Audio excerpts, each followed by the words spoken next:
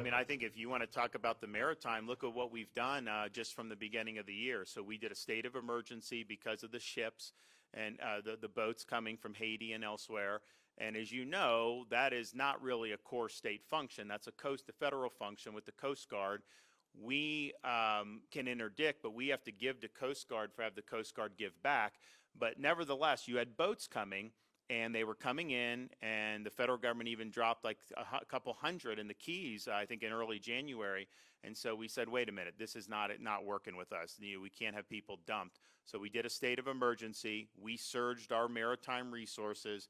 We've been able to interdict a number of vessels, give the people to the Coast Guard. The Coast Guard sends back to Haiti or back to Cuba. It's actually been remarkably effective. If you look at the number of boats that were coming before we got engaged to help the Coast Guard, it's gone down dramatically as a result. And why?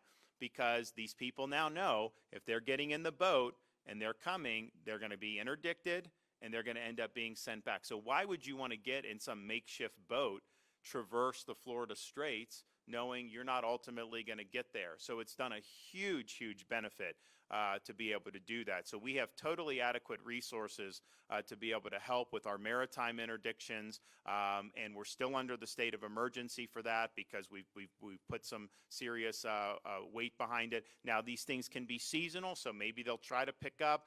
It's remarkable what they do. They study what we're doing, and they try to figure out where holes are so that they're able to go and end up getting in. And some of it is for nefarious reasons, but some of it is people just want to come to the United States. But I think actually what we've done has been very, very strong.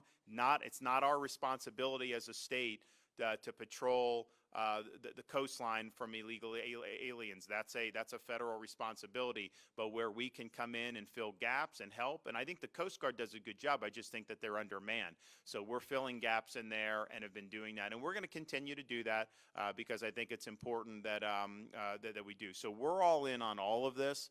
We are not doing the maritime. It's been a huge, huge emphasis of the administration over the last 6 months, and particularly, and as I mentioned, we've now repatriated over 12,000, helped the Coast Guard repatriate over 12,000 illegal aliens back to Haiti or back to Cuba or back to some of the other island nations there. So that's a big, big deal. And when those repatriations are actually happening, that's when the boats start to go down because, like, why would you risk it? And I think the same thing will happen here. You institute these policies where they know they're just not going to get in by making a bogus asylum claim. You're going to see the number of people dwindle who's going to be willing to do this. One more. Yes, ma'am.